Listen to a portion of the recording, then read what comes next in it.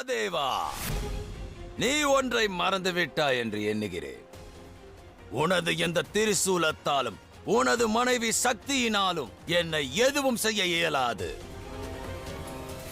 ஆனால் இன்று உனது அன்பு மகனின் மரணம் உறுதியாகிவிட்டது.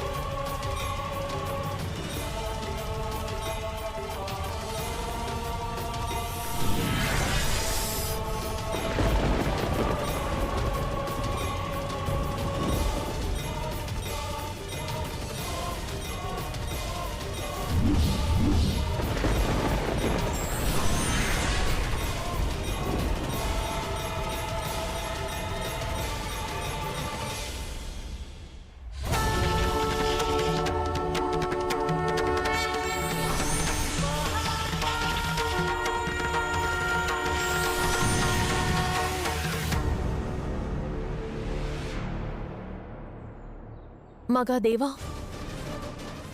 இது இவ்வாறே தொடர்ந்தால் ஜிம்பராசுரனின் தாக்குதல் முடிவிற்கு வராது.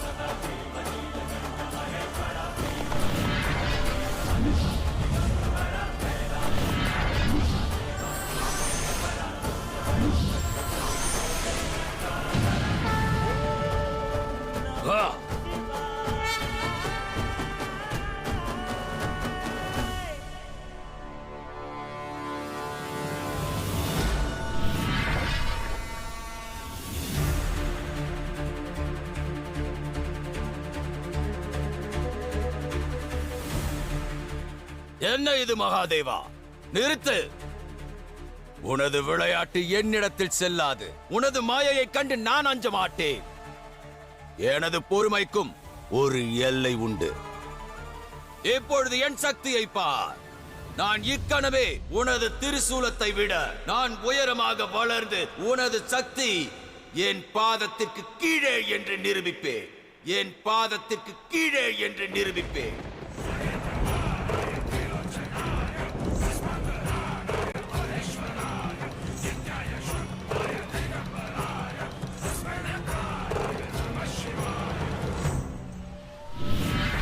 ஜிம்பராசுரா, பலத்தின் மீது அகங்காரம் கொண்டு மதிக்கெட்டு செயல்படாதே. மகாதேவரின் திரிசூலத்தையும் அவரது பொறுமையையும் நீ சோதித்து பார்க்காதே. மாறாக மகாதேவரிடம் கருணை கோரி முறையிடு. அவரை வேண்டு, மன்னிப்பு கோரு. இல்லையேல் உன் செயல்களுக்கான தண்டனையாக நீ அழிவதோடு சேர்த்து அசுர குலமே நிரந்தரமாக அழிந்து விடும். அதோடு நீ மகாதேவரின் கைதியாக மாறிவிடுவாய். அமைதி குருதேவா. அந்த சிவனிடம் மன்னிப்பு கோருவதா? அதற்கு வாய்ப்பில்லை. இந்த ஜிம்பராசுரன் இந்த திரிசூலத்திடம் உயிர் பிச்சை கேட்க வேண்டுமா? நடக்காது குருதேவா. சிவனின் துச்சமான இந்த திரிசூலத்தை ஜிம்பராசுரனின் சக்தி எளிதில் தோற்கடிக்கும்.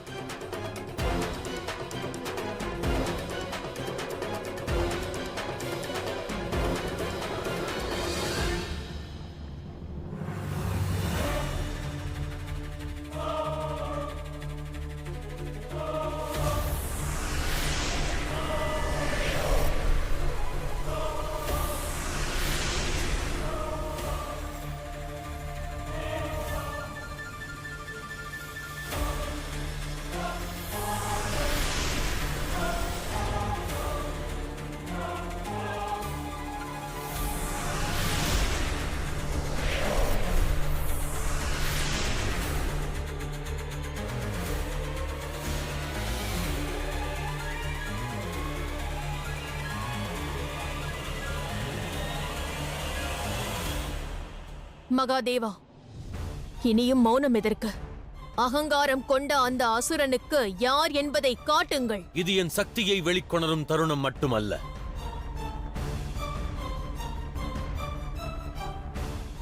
இதுவே அவனுக்கான இறுதி எச்சரிக்கை.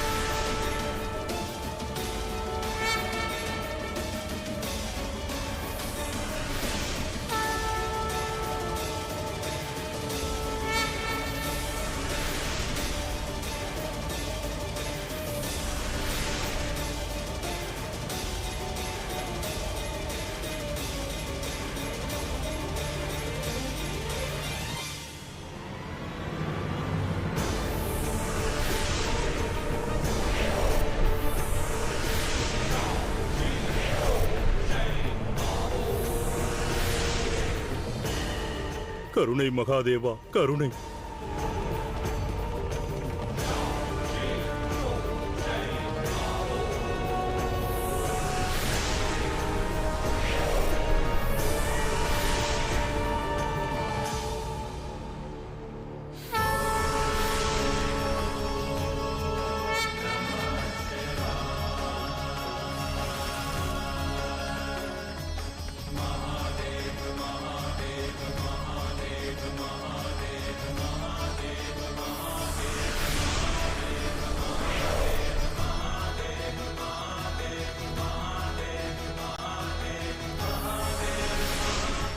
இன்று மகாதேவர் ஜிம்ராசுரனுக்கு அவன் யார் என்பதை உணர்த்த முடிவெடுத்து விட்டார். அகங்காரம் கொண்ட அனைவருக்கும் இது ஒரு பாடமாகும். ஹர ஹர மகாதேவா, ஹர ஹர மகாதேவா, ஹர ஹர மகாதேவா.